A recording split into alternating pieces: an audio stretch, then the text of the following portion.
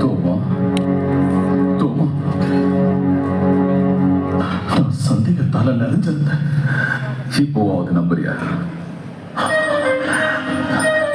என்ன சொல்ல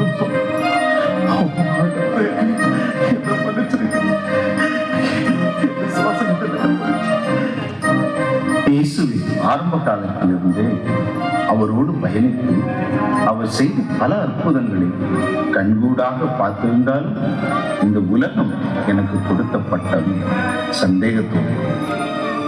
இந்நாள் வரை யார் சந்தேகப்பட்டாலும் நீ தோமாவின் வாரிசா, ஏன் சந்தேகப்படுகிறாய் என்று கேட்கும் அளவுக்கு என் பெயர் மக்கள் மனதில் பதிந்து இயேசுவோடு பயணித்து கண்கூடாக பல அற்புதங்களை கண்டு என் மனதில் இருந்த பல சந்தேகங்கள் இறுதியாக இயேசு உயிர்த்து விட்டார் என்று அன்னை மரியா உட்பட அனைத்து சீடர்கள் கூறிய போது அதை நம்பாமல் நான் உயிர்த்த ஆண்டவரின் விழாவில் என் கையை விட்டு பார்த்தாலே தவிர இயேசு உயிர்த்ததாக நம்ப மாட்டேன்.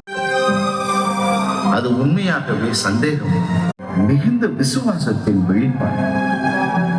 அனைவரும் உயிர்த்த இயேசுவை கண்டனரே, நான் காணாமல் தவற விட்டு விட்டேனே.